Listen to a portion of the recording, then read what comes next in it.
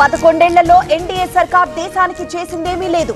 తెలంగాణకు మోదీ ఏం చేశారో చెప్పాలి. బీజేపీ అధ్యక్షుడు రామచంద్రరావుకు పొన్నం లేఖ. బనకచెర్లపై వివరణ ఇచ్చేందుకు సిద్ధమవుతున్న ఏపీ. సిడబ్ల్యూసీ ప్రశ్నలకు జవాబులివ్వనున్న జలవనరుల శాఖ.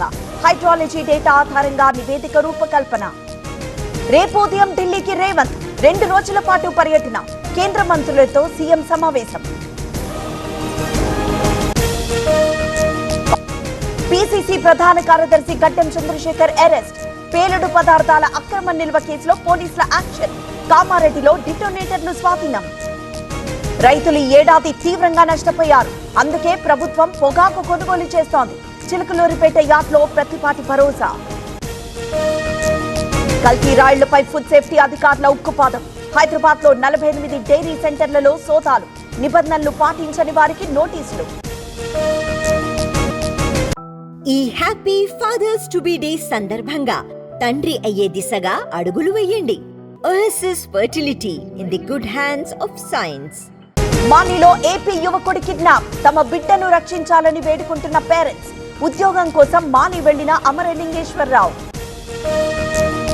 భద్రాచలం ఆలయంలో రద్దీ. తొలి ఏకాదశి సందర్భంగా భారీగా వచ్చిన భక్తులు. గోదావరిలో దీపాలు వెలిగించి ప్రత్యేక పూజలు. హైదరాబాద్ లో సెకండ్ హ్యాండ్ కార్ల దందా. డబ్బులు కట్టించుకుని కార్లు డెలివరీ చేయని నిర్వాహకులు. ఎస్ఆర్ నగర్ పోలీస్ స్టేషన్ లో బాధితుల ఫిర్యాదు. ఉధృతంగా ప్రవహిస్తోన్న సీతపల్లి వాగు. అల్లూరి జిల్లాకు వస్తున్న పర్యాటకులు. హెచ్చరికల బోర్డు లేకపోవడంతో యువకుల స్నానాలు. నంద్యాల జిల్లాలో అగ్ని ప్రమాదం. షార్ట్ సర్క్యూట్ తో చెలరేగిన మంటలు.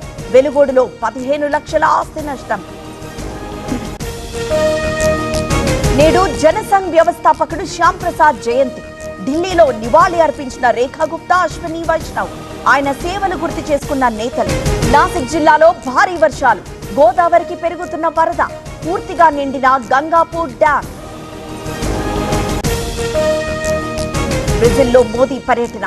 భారతీయ సంప్రదాయ నృత్యంతో ఘన స్వాగతం. ఇరు దేశాల మధ్య కీలక ఒప్పందాలకు ఛాన్స్.